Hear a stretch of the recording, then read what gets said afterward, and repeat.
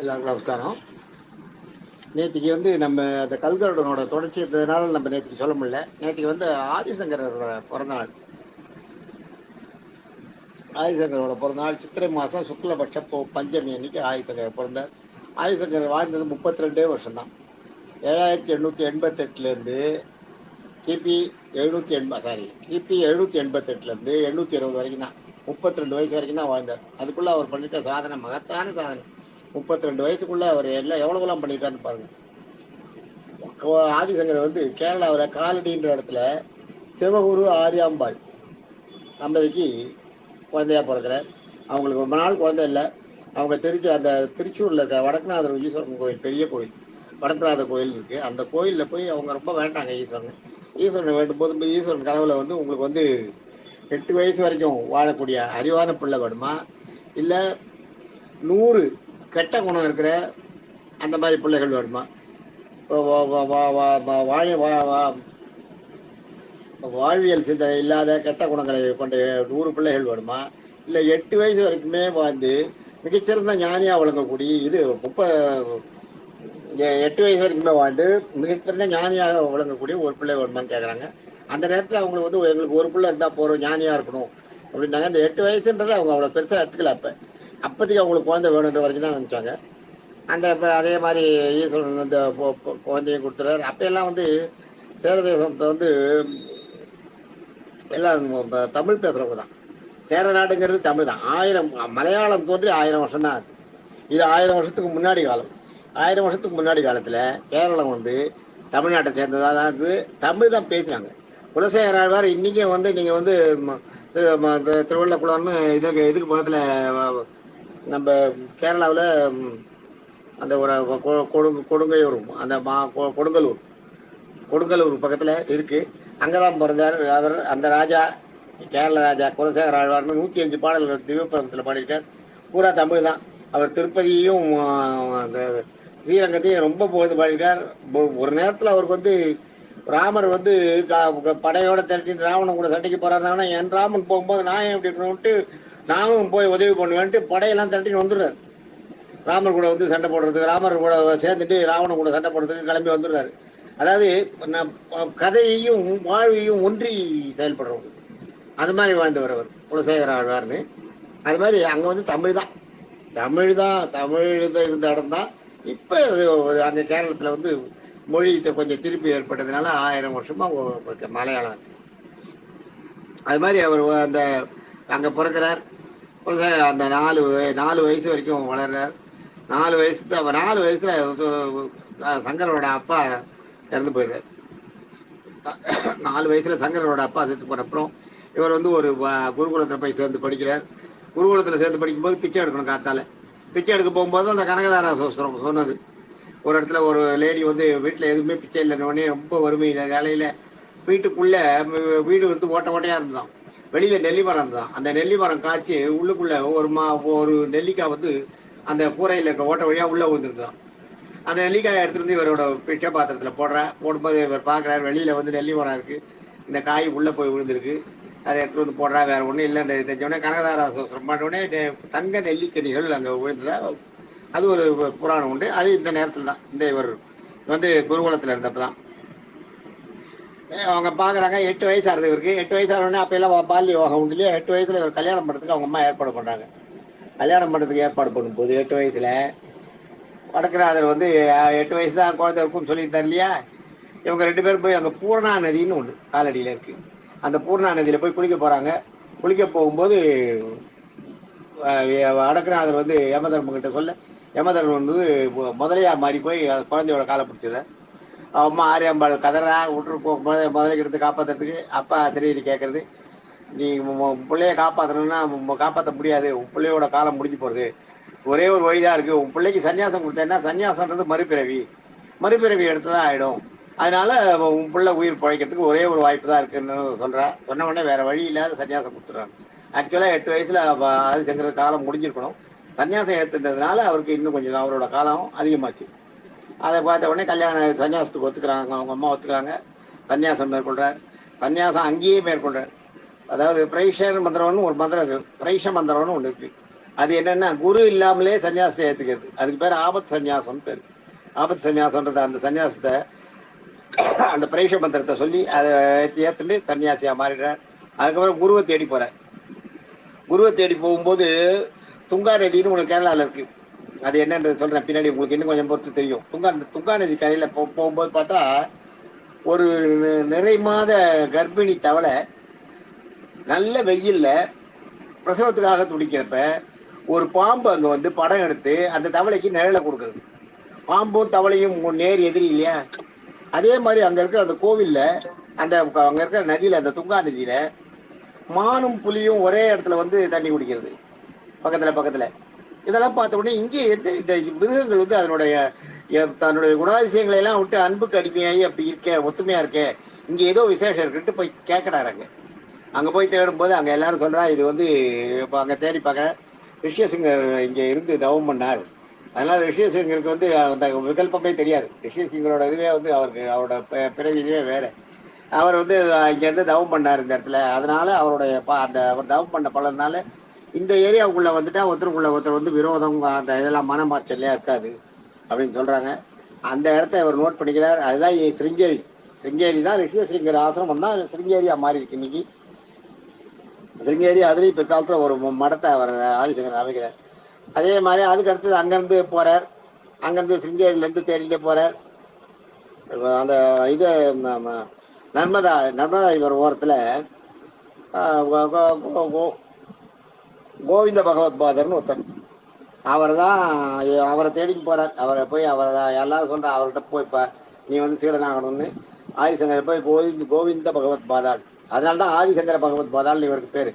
அவர்கிட்ட போய் சீடராற அவரை இவரோட இதை ஏத்துண்டு ஒத்துக்கிறார். அதுதான் அத்வைதத்தை போதிக்க ஆரம்பிக்கிறார். அத்வைதம்ன்றது என்னன்னா உடலும் உயிரும் வேற இல்லைன்றது, பிரம்மமும் ஜீவனும் வேற இல்லை. ஜீவன் வந்து பிரம்மத்துக்குள்ள ஐக்கியமாகிறது தான் அத்வைதம் அப்படின்னு சொல்றது. அது வந்து அவருக்கு எப்ப ஏற்படுதுன்னா இவர்கிட்ட இதெல்லாம் அந்த கோவிந்த பகவத் பாதாள்கிட்ட வந்து எல்லாத்தையும் கத்துட்டு இருக்கும்போது ஒரு தரம் நிறைய சங்கரர்கள் பின்னாடி தோன்றதால இவருக்கு ஆதிசங்கரன் பேர் வச்சுருவாங்க. ஆதிசங்கர் வந்து ஆனா காசியில மனிதர் ஏற்ற இடத்துல இவர் தங்கி பல புத்த ஜைன மத சித்தாந்தவாதிகளை எல்லாம் ஜெயிக்கிறார், வாதில ஜெயிக்கிறார். அவனோட அத்வைத சித்தாந்தத்துக்கு அத்வைத சித்தாந்தத்துக்கு கொண்டு வரார். கொஞ்ச காலம் ஒரு 10 வருஷத்துக்கிட்ட அங்க இருந்து ரொம்ப இதுல பிரசித்தமாய் எல்லாரும் ஜெயிக்கிறார். பத்ராயண பகவத் பாதர்னு எழுதின பிரபஞ்ச சுஸ்திரம், பகவத்கீதை, உபனிஷத்து போன்றதுக்கெல்லாம் பீஷ்மர் எழுதிய விஷ்ணு சஹஸ்ரநாமம் எல்லாத்துக்கும் ஒரே எழுதினார். ஒரு நாள் கங்கையில் இவர் குளிச்சுட்டு வரும்போது எதிர ஒரு புலையன், அதாவது பறையன் 4 நாயை கையில வச்சுட்டு ஒரு மது இது மேல போட்டு தோல் மேல மது கலசத்தை தோல் மேல போட்டு எதிர வரான். வரும்போது இவர் சங்கரர் எதிர போறான். தூரம் போன்றார். தூரம் போன உடனே அவன் நின்று, நீங்க ஒரு யோகி, நீங்க எதை சொல்றீங்க? பிரம்மத்தை தூரம் போக சொல்றீங்களா, ஜீவனை தூரம் போக சொல்றீங்களா? பிரம்மம் ஜீவனம் ஒன்றுன்னு தானே நீங்க எல்லாருக்கும் உபதேசம் பண்ணிட்டு வரீங்க. பிரம்மத்தை போக சொல்றீங்க, என்னோட உடலை போக சொல்றீங்களா, என் உடலுக்குள்ள இருக்க ஆன்மா வழியில போக சொல்றீங்களா? ஆன்மாவெல்லாம் ஒண்ணுதான், உடல் தான் வேறன்றது அத்வைதம். சொன்ன இவருக்கு புரியல, மூஞ்சி தட்டுறது, மண்டையில் அடிக்கிறது புரியல. உடனே அவன் காலில் வந்து சேவிச்சு அவனை ஒரு குருவா ஏத்துக்கிறார். அவனை குருவா ஏத்தினப்ப காசி விஸ்வநாதரே காட்சி அளித்து, நான் உன்னை நீ இதை தெரிஞ்சுக்கணும், இனப்பாகுபாடு மத பாகுபாடெல்லாம் இருக்கக்கூடாது, மனிதர்களுக்குள்ளேயோ உயிர்களுக்குள்ளேயோ வேற்றுமை இல்லை, உயிர்களுக்குள்ள இருக்கிற ஜீவனும் மனிதர்களுக்குள்ள இருக்கிற ஜீவன்றது வேற, பிரம்மன்றது வேற, பிரம்மம் வந்து எல்லாம் ஒண்ணுதான் அப்படின்றத அவருக்கு போதிக்கிறார். அவர் அதில் தான் அந்த அத்வைத சித்தாந்தத்துல ஈடுபாடு நிறைய ஏற்படுறது. ஜீவனும் பிரம்மமும் ஒன்றுதான் இந்த வேறுபாட்டை வந்து அவர் காமிச்சு கொடுக்குறார். அதுக்கப்புறம் காசி விஸ்வநாதர் காட்சி கொடுத்து அத்வைதத்தை ஏற்படுறார்.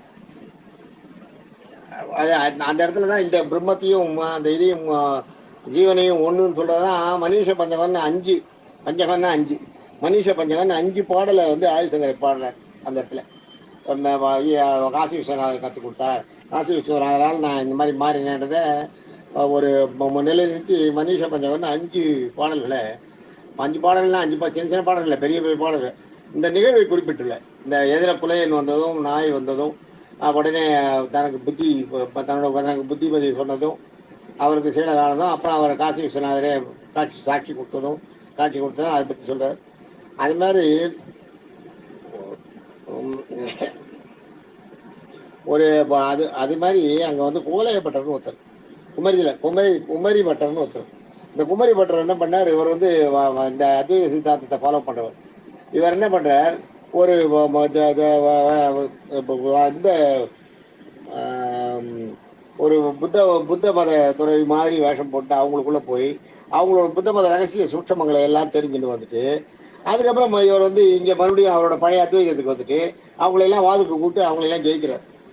ஜெயிச்சுட்டு வரும்போது இந்த அத்வைத மந்திரங்களை ஒரு படிக்கும் போது ஒரு இடத்துல என்ன வருது, துரோகம் பண்ணக்கூடாது, வஞ்சித்து எதையும் ஜெயிக்கிறது வந்து ஜெயிச்சதா கணக்கு கிடையாது, யாரையும் வஞ்சித்து ஜெயிக்கக்கூடாதுன்னு வருது. வரும்போது இவர் பண்ணிட்டு இருக்கிறத வஞ்சித்து ஜெயிச்சது தானே, வஞ்சனை பண்ணி தானே எல்லாரும் ஜெயித்தார். இந்த குமரி பட்டர் அவங்களெல்லாம் ஜெயிச்சாரு. அதனால இவருக்கு வந்து மனசாட்சி உறுத்துறது, தீக்கிறது. இதுக்கு என்ன பிராயச்சித்தான்னா,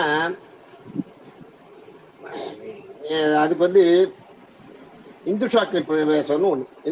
இந்து சாக்னி பிரவேசம்ன்றது என்னன்னா, மேல எல்லாம் தவிட தடவிட்டு நெருப்ப வச்சுக்கிறது. அதை வந்து பிழைக்கலாம், செத்தாலும் சாகலாம். மேல பூரா தவிட ஒத்திட்டு ஈரத்தவிட ஒத்தினா அப்படியே பிடிச்சிக்கும் கட்டியா. அதுக்கப்புறம் அதுல நெருப்பு வச்சுட்டா கொஞ்சம் கொஞ்சமா அந்த தவிடு எரிய ஆரம்பிக்கும். அப்போ உடல் கொஞ்சம் கொஞ்சமா உடம்பு தீயும். அந்த மாதிரி ஒரு இது இருக்கு. அதை செய்யறாரு இவர். இந்த குமரி பட்டர் வந்து அதை பண்றார். அந்த இதை பண்ணும்போது அப்ப ஆதிசங்கரர் வர்றாங்க, வந்து அவரை இது பண்ணி கேட்கறாரு, இந்த மாதிரி பண்ண இருக்கிறது சரியில்லைன்னு. இருந்தாலும் அவருக்கு உயிர் போயிடுறது. உயிர் போகிறதுக்கு முன்னாடி அவர் என்ன சொல்றாரு, என்னோட மண்டல மிஸ்ரன்னு ஒருத்தர் இருக்காரு, புத்த மதத்தை, அவரை வாதுல ஜெயிச்சு அவர் வந்து சிறந்த சாமர்த்தியசாலி, நல்ல பக்திமான், அவரை வந்து நீங்க வந்து இந்த அத்வைத சித்தாந்தத்துக்கு அவரை கொண்டு வரணும், அவரை கொண்டு சேர்த்துக்கன்னு சொல்றார். அதே மாதிரி ஆதிசங்கரர் அவரை போய் ஜெயிக்கிறார். அவரை மண்டல மிஸ்ர ஜெயிச்சப்ப அவருடைய ஒய்ஃப் சரஸ்வாணின்னு ஒத்தி, அவ என்ன பண்றா, என்னையும் வாதுல ஜெயிக்கணும், நீங்க அவரை மட்டும் ஜெயிச்சா போறாது, என்னையும் ஜெயிக்கணுங்க. அவங்ககிட்டயும் வாதிடுற. அவன் வாதிடும் போது சங்கரர் கல்யாணம் ஆகலன்னு தெரியாது இல்லையா, அதனால என்ன பண்றா, இல்லற வாழ்க்கையை பத்தி அவர்கிட்ட வாதத்தை கொண்டு வரா. அவளோட வாதத்துல இல்லற வாழ்க்கையை கொண்டு வரா. இல்லற வாழ்க்கையை கொண்டு வரும்போது சங்கரர் வந்து திணறிட்டு 1 மாசத்துல நான் மறுபடியும் வாதுக்கு வந்து உங்க கூட ஜெயிப்பேன் அப்படின்னு சொன்ன உடனே அவளும் அந்த 1 மாசம் டைம், ஏன்னா இல்ல தர்மன்றது ஒண்ணு இருக்கு, என்னதான் வாதுல ஜெயிக்கிறது தோக்கிறதுன்றதுனா கூட தர்மம்னு ஒண்ணு இருக்கு. அந்த தர்மப்படி 1 மாசம் அவரை அனுப்புறா. அவர் கேட்ட 1 மாசம் டைம் கொடுக்குறா. அவர் அப்படி போறார். அங்க போகும்போது அவருக்கு என்ன இருந்ததுன்னா, மண்டல மிஸ்ரன் வந்து அப்ப பிற்காலத்துல சுரேஸ்வரன் அவருக்கு பேர். அது அப்போ அந்த நாட்டு மன்னன் ஒருத்தங்க, அமாருகன்னு ஒரு மன்னர். அந்த அமாருகன்ற மன்னன் வந்து என்னன்னா ரொம்ப உயிருக்கு போனாங்க, செத்து போயிடுறான். அந்த நேரத்தில் ஆதிசங்கர் அங்க போறாரு. போகும்போது தன்னுடைய இந்த இவர்கிட்ட சேலஞ்ச் பண்ணார் இல்லையா, சரஸ்வாணி கிட்ட சேலஞ்ச் பண்ணதை மனசுல வச்சுட்டு அவனுடைய உடல்ல போறார்.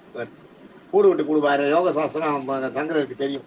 யோக சாஸ்திர வழியில யோக சக்தியால் அவனோட உடலை வந்து கூடு விட்டு கூடு பாஞ்சு அந்த அம்மாருகனுக்கு வந்து 100 மனைவிகள். அந்த 100 மனைவிகளோடு சேர்ந்து 1 மாசம் வாழ்ந்து இந்த இல்லற கலையை தெரிஞ்சுக்கிறார்.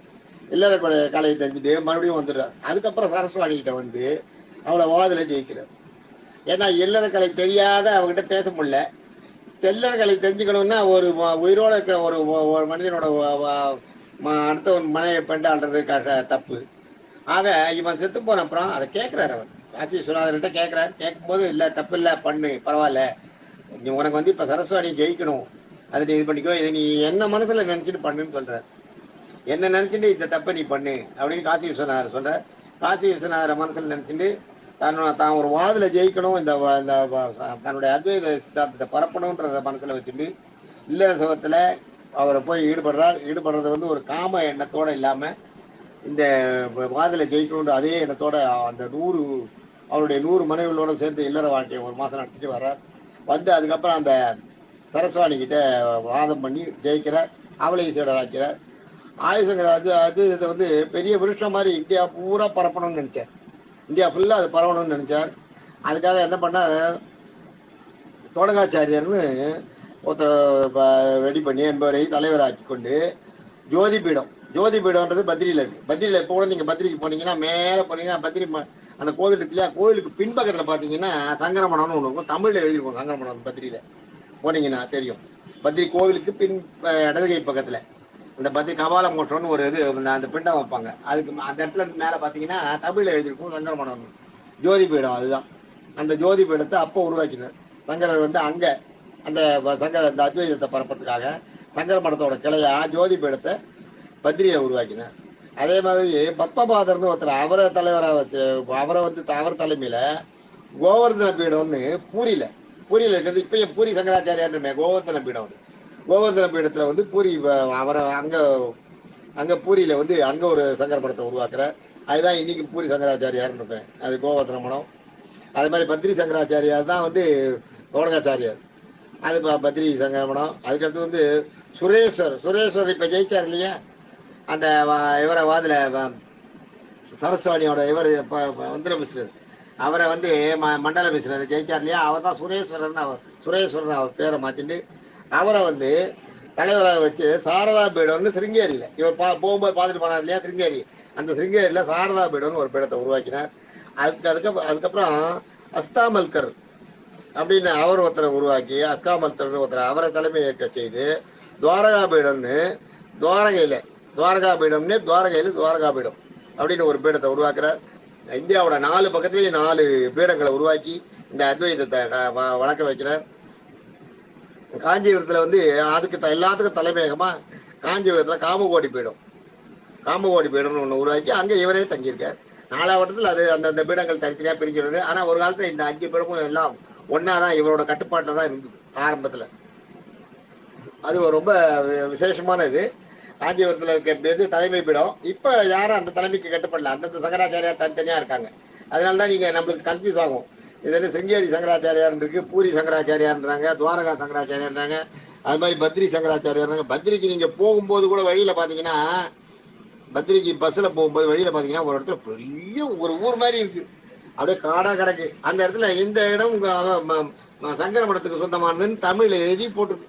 அங்க பார்த்தா அவ்வளவு பெரிய இடத்த யாரோ கொடுத்துருக்காங்க, ராஜா யாரோ அதை தானம் பண்ணிட்டாங்க. ஆக சங்கரர் வந்து அவ்வளவு கஷ்டப்பட்டு அங்க எல்லாம் பரப்பிருக்காரு. பத்திரிக்கையெல்லாம் போயிருக்காரு. அந்த காலத்துல எப்படிதான் போனாருன்னே தெரியல. போய் அங்க ஒரு பீடத்தை எல்லாம் அமைச்சிருக்காரு. பத்திரிக்கை போயினா தங்கி அங்க இவரோட இதை வளர்த்து தானே பண்ணணும். இவரோட அத்வைதத்தை வளர்த்த அப்புறம் தானே பீடெல்லாம் அமைக்க முடியும். அப்ப எத்தனை வருஷம் அங்க தங்கியிருப்பாரு? 6 மாசம் இப்ப மூடிடுறாங்களே கோவில. அப்பயே அந்த நிலைமை தானே. சட்டை கூட போட மாட்டாங்க அவங்க, வெறும் வேஷ்டியோட. அந்த அளவுக்கு வந்து எவ்வளவு நியாயமா எவ்வளவு ஞானம்னு பார்த்து. இது மாதிரி கடைசி காலத்துல என்ன ஆதிசங்கரோட தாயார் வந்து இறந்து போற ஒரு நிலைமை வருது. அந்த நேரத்துல வந்து இவர் முதலே வாக்கு கொடுத்துட்டு போற சன்னியாசம் வாங்கும்போது, நீ வந்து என்னை எப்ப நினைச்சு என்னை கூப்பிட்டாலும் நான் வருவேன்னு சொல்றேன். அதே மாதிரி தாயார் வந்து அவங்களோட முடிவு காலம் தெரியுது அவங்களுக்கு, அவங்க கூப்பிடுறாரு. இவர் அதை சொல்லிட்டு போறது இல்லாத இந்த அவரோட அந்த இருக்கிற இடத்துலயே அந்த தெருக்கோடியில ஒரு கண்ணன் கோவில் இருக்கு. அந்த கோவில்ல வந்து அந்த கண்ணன் கிட்ட வந்து எங்க அம்மாவை பாத்துக்கோ அப்படின்னு சொல்லிட்டு போறாரு. இந்த நிலைமையில அவங்க தாயார் வந்து உயிர் போற மாதிரி இருந்த இடத்துல இவர் வந்து சங்கரான்னு கூப்பிட்ட உடனே கண்ணன் ஓடி வந்துரு. கண்ணன் ஓடி வந்து அவர் மடியில வச்சுட்டு நான் வந்துட்டேன் சங்கரா மாதிரி ஆக்ட் பண்றாரு. ஆனா அவங்க வந்து தடவி பார்க்கும்போது, உடம்பு தடவிக்கும் போதும் அந்த உடல் வாசம், அம்மாவுக்கு மட்டும்தான் குழந்தையோட உடல் வாசம் தெரியும், எல்லாருக்கும் தெரியாது, எல்லாரையும் கண்டுபிடிக்க முடியாது. அம்மாவுக்கு மட்டும்தான். அதே மாதிரி குழந்தைக்கு அம்மாவோட உடல் வாசம் தெரியும். அந்த உடல் வாசம் தன்னுடைய பிள்ளையோட உடல் வாசம் இல்லை இது அப்படின்றது வந்து அது தெரிஞ்சு போறது. உங்களுக்கு தெரிஞ்சு போனோடனே இது என் பிள்ளை இல்லையே, இது வேற யாரோ ஒருத்தர் இருக்கேன், என் பிள்ளை எங்க. அதுக்குள்ள சங்கரர் வந்துடுறார். சங்கரர் வந்து சொல்றார், முதல்ல வந்தது யாருன்னு உடனே கண்ணன் தான். நான் கண்ணன் கிட்ட சொல்லிட்டு போயிருந்தேன், ஞான திருஷ்டியில பாக்குறாரு யாருன்னு கண்ணன் கிட்ட சொல்லிட்டு போயிருந்தேன்.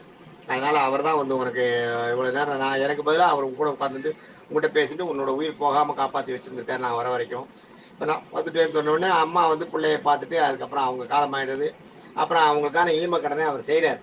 சன்னியாசிகள் வந்து ஈம கடன் செய்யக்கூடாது, அது வரைக்கும் எந்த உறவும் கிடையாது, பற்று கிடையாது, அவங்க வந்து எந்த இதுவும் செய்யக்கூடாதுன்றது அவங்களோட இது சன்னியாச தர்மம்.